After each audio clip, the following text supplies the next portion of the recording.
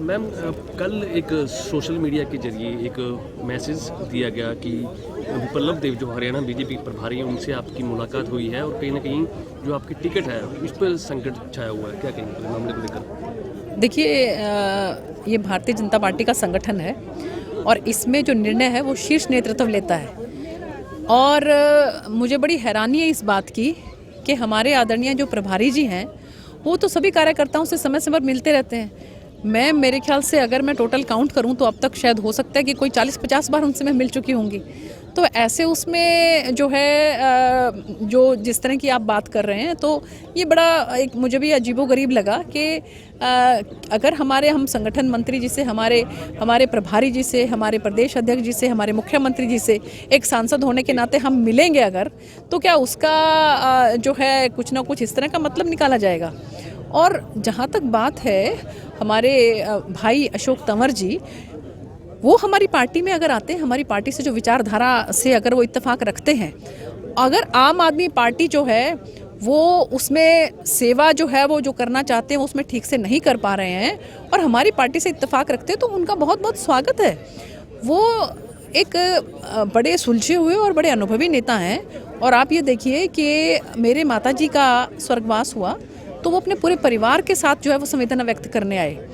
तो ऐसे उसमें जो है मुझे लगता है कि अगर अशोक तंवर जी हमारी पार्टी में आते हैं तो उनका बहुत बहुत स्वागत है। और जहाँ तक बात है टिकट की, तो हमारा शीर्ष नेतृत्व है, उसकी एक प्रक्रिया है, पूरा सिस्टम है। मैं अभी जो है मौजूदा सांसद हूँ और मुझे लगता है कि इन सब बातों को ध्यान में रखते हुए शीर्ष नेतृत्व जो है वो निर्णय लेता है।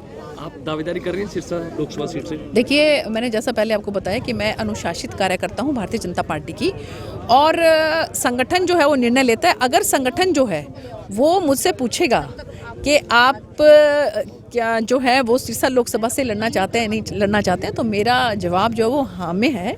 और बिल्कुल मैं सिरसा लोकसभा की जो जनता है उसकी सेवा करना चाहती हूँ जिस तरह से मैंने पिछले 5 सालों में की है।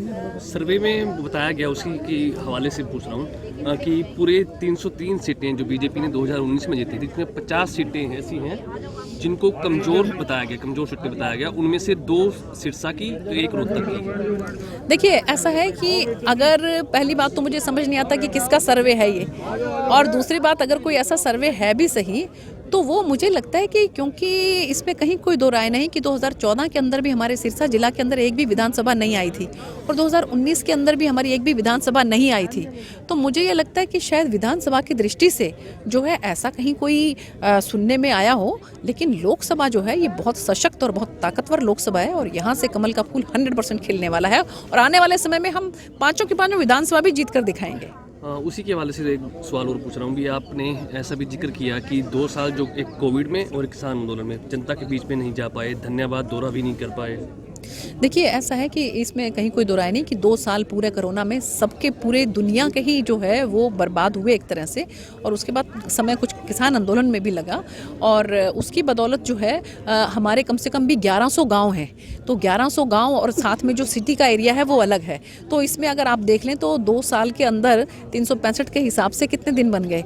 एक दिन भी अगर मैं एक गाँव में जाऊँ तो वो पूरा नहीं हो सकता, लेकिन फिर भी मैंने 90% गाँव जो हैं वो कवर कर दिए हैं और किसी तरह की कोई भी हमारे किसी भी ग्रामवासी की जो है वो समस्या मेरे पास आती है भी किसी भी रूप में आए, चाहे वो मेरे घर पर आकर आए, चाहे फ़ोन पर आए, चाहे मैं गांव में जाती हूं तब वो मुझसे रूबरू होते हों, मैंने कोई कसर नहीं छोड़ी है उनकी समस्याओं का समाधान करने में।